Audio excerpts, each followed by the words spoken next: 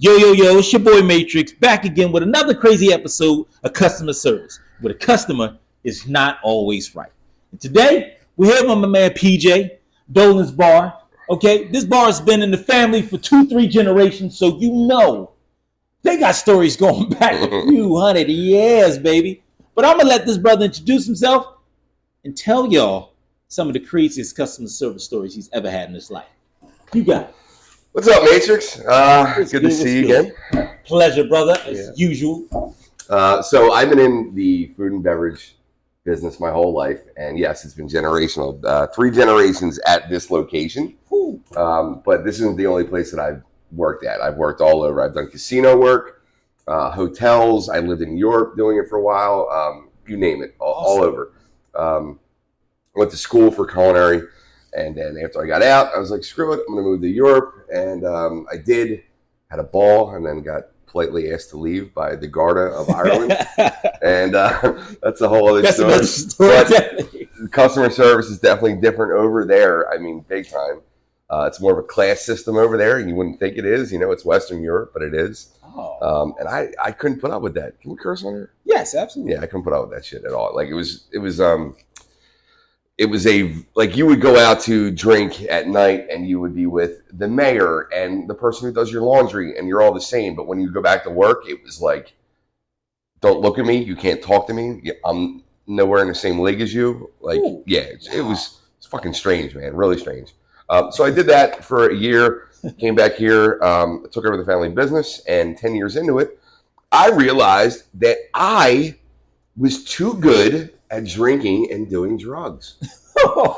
So I said, let me pull away from the family business for a few years, and I did. And I went to work at casinos, and I worked for Hollywood Casino in Perryville, Maryland, but they used me as a food and beverage consultant and flew me all over the country to open up new places and yada, yada, yada.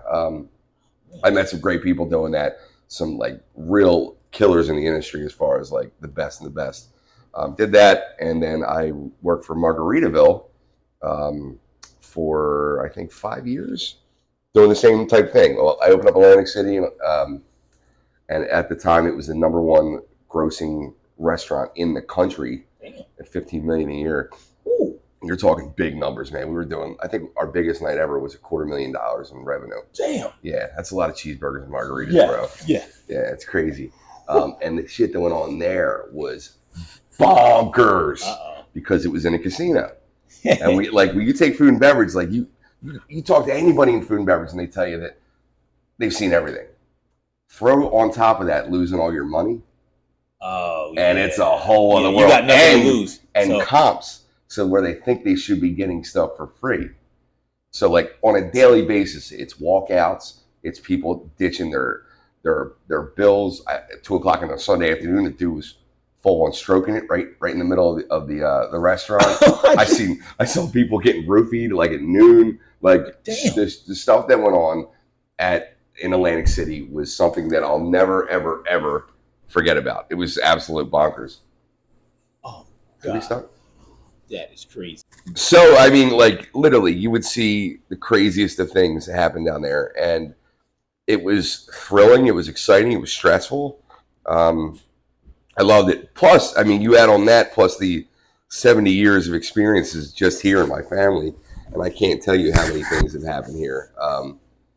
I mean, I could give you any type of story you want, Matrix. I need an Atlantic City story, and I need a Dolan's Bar story. Okay. Give me some of your crazy. All right, I'm going to let you choose. All right, so in Atlantic City, would you like to know about the homeless people that stole our keg beer?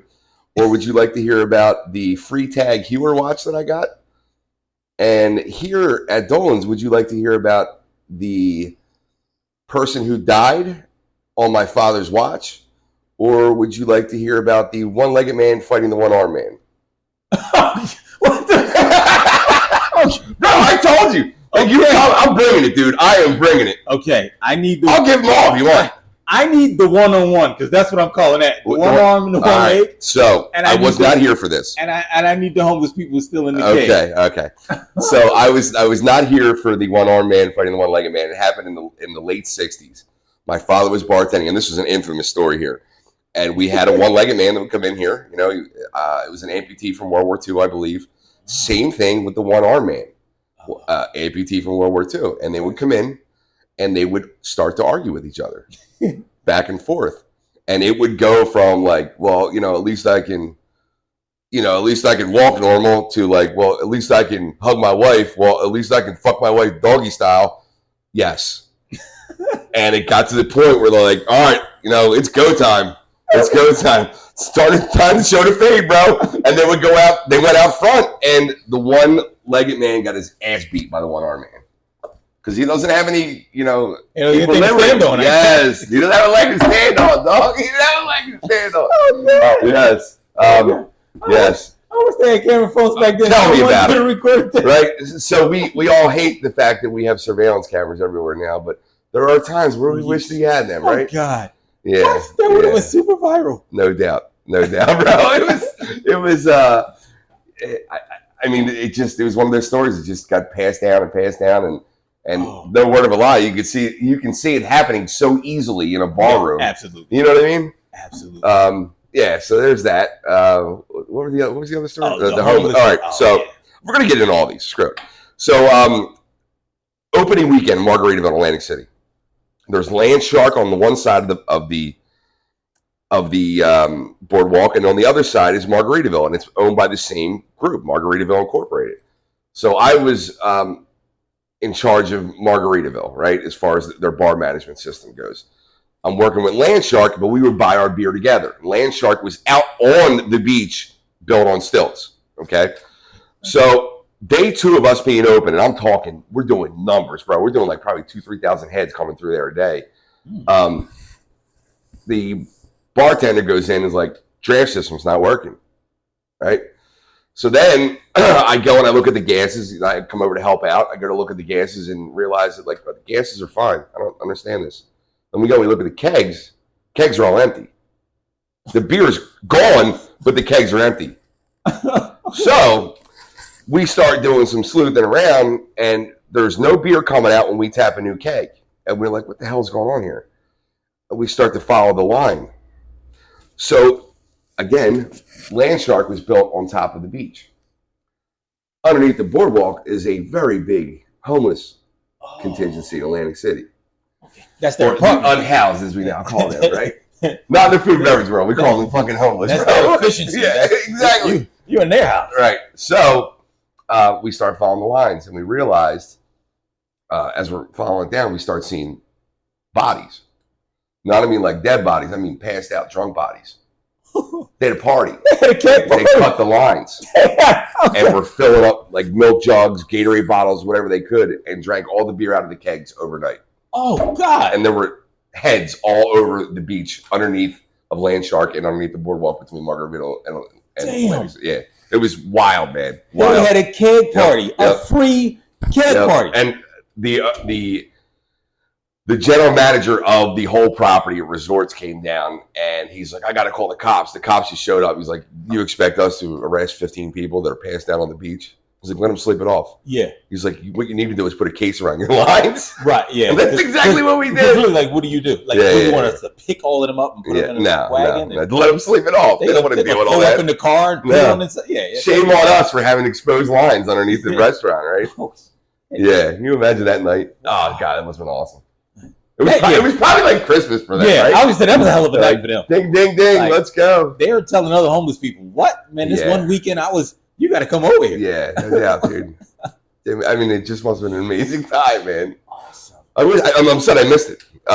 So Atlantic City was bonkers, dude. There were so many different experiences.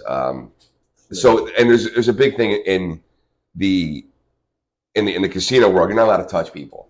I've heard that. Yes. Yeah. Like, so if you ever see somebody escorted out of Atlantic City, they always, the security guards will always have their arms at their sides, and they're constantly like basically shouldering, or they are chest bumping people out the door. Right. They don't want to put their hands on them. 2:00 in the afternoon, I had a girl sitting at the bar with another girl who all of a sudden her friend leaves, and she's sitting there. She has no purse.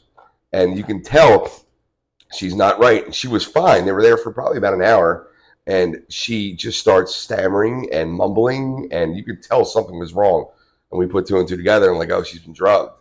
And there's families all over the place. And this woman just stands up, starts walking around the crowd, bumping into tables, knocking drinks over. And eventually she's walking towards a escalator. And I'm like, yo, we got to stop her. She's going to fall right down. Ooh. So me and another manager just literally stayed in front of the escalator, shoulder to shoulder. And she would just keep walking into us until the police came. And that we had to stand there for about 15 minutes, just walking into us and then backing up, and then walking into us and backing up. But there was a lot of arguing down there over checks because again they think that they should be comped, where Margaritaville was not part of the casino itself. They rented the space, so it wasn't like a casino restaurant like you would see in a buffet where you would get free things. Gotcha. So people were looking for free food all the time. It was a really interesting experience, and I loved it. I miss it, but I crashed my car I think 3 or 4 times driving back and forth. Yeah, because I was commuting. Yeah. I lived in Williamstown for a little bit, but it was still a 40-minute drive, and some of my shifts were 18, 20 hours. Damn. Yeah, it was wild. Watch y'all drinks, people. God. Yeah, no doubt. I wasn't drinking then at all. Thank God. To her, like I can't imagine being that messed up. Yeah, definitely. Like it was sad to watch. It sounded bad. Like. Yeah. Any other stories on here? What else you got? All right. So this happens in the early '60s. My father's bartending, and a guy comes in every day. He's a watchmaker for John Wanamaker, and they have very, very steady hands, like surgeons. Mm-hmm. This guy's stone cold alcoholic would come in here and would tie a tie around his neck in order to get his hand up to drink the first couple drinks, because he'd shake so much in the morning. Like this is dude, this is the way bars were back in the day, bro. You know what I mean? Yeah. Whoa. So he would literally wrap his tie around his neck and pull his arm up to drink the drinks. And he would drink a beer, a shot of whiskey, and a glass of port wine. So my father, it's 2:00 in the afternoon, 3:00, something like that, early in the afternoon. And there's only one other guy in here. It was his best friend. They're both hungover from the night before. My father's mopping up, getting ready to for the day, for the night on a Saturday, and he sees this guy come in, and he knows him. So he gets his 3 drinks up, and he hears the guy put his coat down on the chair, and my father turns around to put the drinks up, and he realizes, he's like, where's John? And his other buddy who's sitting in the bar doesn't see him. He's watching the television, and they look over the bar, and there he is. He's assed out, like he's having a heart attack. So they call 911 or whatever it was back then, and the police and the fire show up, and they get him resuscitated. They put oxygen on him. Tank's out. The tank's out of gas, bro. Wait. So he dies, right? He dies right there because there's an empty tank, right? Yeah, bro. Wait. It gets better. So there's a hospital down the street, right? Taylor Hospital's been there for 150 years. So my dad's buddy Hutch puts a top coat on him. Like, here, just cover him up. Man, our boy John's gone, right? They take him out in the stretcher. Hutch is here all day, right? At the end of the night, Hutch goes, where the fuck are my car keys at? They had to go down to the morgue to get his keys out. Oh, God. No. 2:00 in the morning, they had to go down to the hospital and go into the morgue to get the keys. Ask that? I don't know. How you doing? Let me help you. I think the dick guy downstairs. What? What did you just say? This is someone's husband and father, maybe. I don't know. God damn. I mean, you talk about bad luck. You talk about bad luck rolling on to somebody else. Damn. Woo. But yeah, the customer isn't always right. Absolutely not. Yeah. Wow. Yeah. Listen, guys. I didn't know my man PJ was coming with that, but he brought a whole story. Okay. And guess what? That story, those stories are so great. We definitely going to have them back. Yeah. Listen, guys. Every Monday, 5:00. Check us out. Customer service with a customer is not always right. Don't forget to tip your waiters. Okay. Deuces. We out.